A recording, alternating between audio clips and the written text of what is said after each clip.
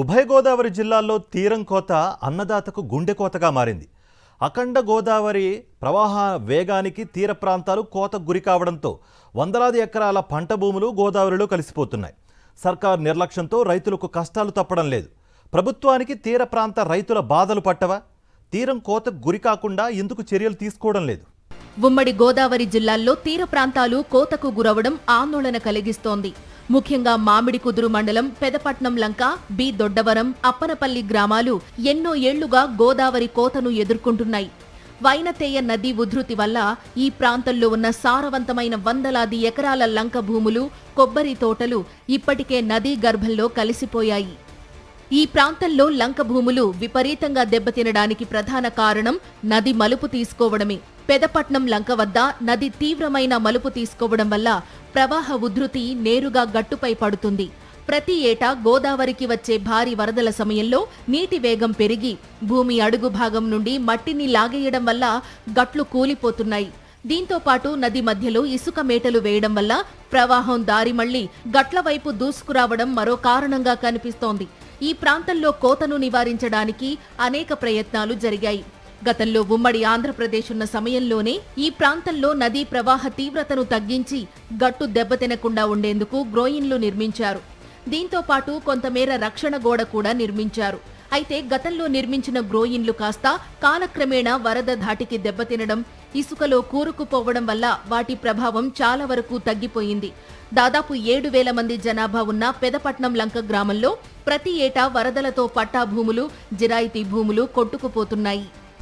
స్వర్గీయ రాజశేఖర రెడ్డి గారు 2007 సంవత్సరంలో ఇరిగేషన్ డిపార్ట్మెంట్ ద్వారా ఏటికొట్టు పటిష్టం చేయటం, గ్రాయిన్స్ అన్నీ కూడా నిర్మాణం చేయడం జరిగింది. అందులో భాగంగా అప్పన రామరాజు లంక, రామరాజు లంక, ఇటు గంటి నుంచి మాది వైనతేయ నదీ ప్రాంతం, గౌతమి నదీ ప్రాంతం వరకు ఉన్నటువంటి ఏటికొట్ల పరిస్థితి, గ్రాయిన్స్ పరిస్థితి కానీ ఆయన టైంలో చేయడం జరిగింది. సుమారు 18 సంవత్సరాలు గడిచిపోయి ఇంతవరకు కూడా ఒక్కళ్ళు కూడా ఏ ప్రభుత్వం వచ్చినా కూడా ఈ గ్రాయిన్స్ మీద కన్నేసిన వాళ్ళు కానీ, దీన్ని పట్టించుకున్న వాళ్ళు కానీ ఎవరూ లేకపోవడం వలన మాకు ప్రతి సంవత్సరం నది అనేది దాని స్వరూపాన్ని మార్చుకుని మడుపులు తిరగడంలో వేలాది ఎకరాలు జిరాయితీ భూములు అయినప్పటికీ, అదేవిధంగా ఎస్సీ, బీసీ, ఓసీ సామాజిక వర్గాలకు పట్టాలు ఇచ్చినటువంటి భూములు అయితేనేవి వేలాది ఎకరాలు కనుమరుగైపోయినాయి. ఇప్పటికే మరి ఏదైతే వశిష్ట, వైనతేయ, గోదావరిని ఆనుకున్నటువంటి సారవంతమైన భూములన్నీ కూడా మరి గోదావరిలో కలిసిపోతున్నాయి. మరి దీనివల్ల మరి రైతులమైన మేము చాలా తీవ్రంగా నష్టపోతున్నాం. ఎందుకంటే కేంద్ర రాష్ట్ర ప్రభుత్వాలు ఈ యొక్క విషయం మీద దృష్టి సారించవలసిన ఆవశ్యకత చాలా ఉన్నది. ఎందుకనగా 1 సెంటు భూమి సృష్టించలేనటువంటి ప్రభుత్వాలు మరి వేలాది ఎకరాలు, లక్షలాది కొబ్బరి చెట్లు మరి నదీ గర్భంలో కలిసిపోతున్నాయి. దీనివల్ల రైతులు మరి మేము చాలా నష్టపోతున్నాం. గతంలో వైనతేయ గోదావరి నది అప్పన్నపల్లికి, ఏనుగుపల్లికి మధ్యలో ఉండేదని, ఇప్పుడది దిశ మార్చుకుని అప్పనపల్లి, బి దొడ్డవరం గ్రామాలకు సమీపంలోకి రావడంతో కోత విపరీతంగా పెరిగిపోయిందని రైతులు చెబుతున్నారు.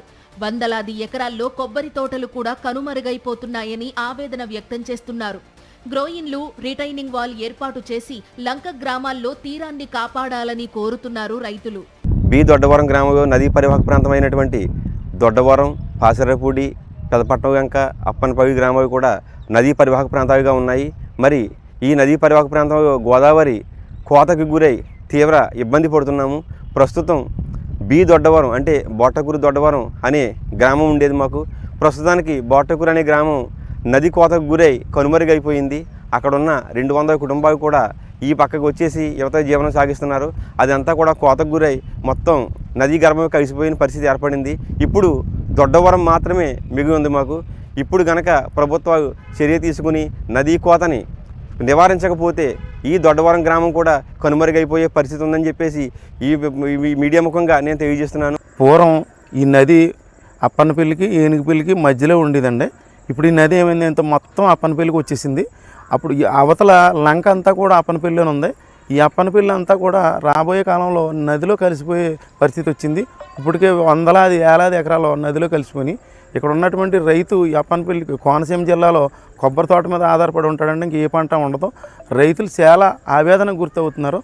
మామిడి కుదురు మండలం పెదపట్నం లంక, బి దొడ్డవరం, అప్పనపల్లి, పాసర్లపూడి గ్రామాల్లో వేలాది మంది ప్రజలు నివసిస్తున్నారు.